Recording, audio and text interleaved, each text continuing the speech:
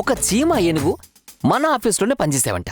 మన బాస్ పని రాక్షసుడు కదా, టైంకి ఆఫీస్కి రాకపోతే ఎక్కడ జీతం కట్ చేస్తాడనే కంగారులో ఏనుగు చీమ హడావుడిగా బైక్ మీద ఓవర్ స్పీడ్ గా వస్తుంటే యాక్సిడెంట్ అయిందంట. ఏనుగుకి లీటర్ల కొద్ది బ్లడ్ లాస్. వెంటనే తన సైకిల్ మీద పెట్టుకుని హాస్పిటల్లో జాయిన్ చేసి కాపాడేశారట. దీంతో పాటు వచ్చిన చీమకి చిన్న గాయం కూడా లేదంట. ఆ ఏనుగుని పరామర్శించడానికి ఫ్రూట్స్ తీసుకుని చీమ హాస్పిటల్కి వెళ్ళిందంట. అది వెళ్ళగానే ఏనుగు చెవిలో చీమ ఒక మాట అందంట.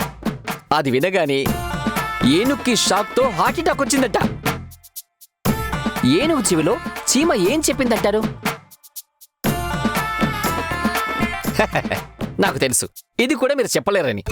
ఏనుగు చెవిలో చీమ అందంట, నేనే గనక రక్తదానం చేయకపోతే నువ్వు బతికేదానివే కాదు అని.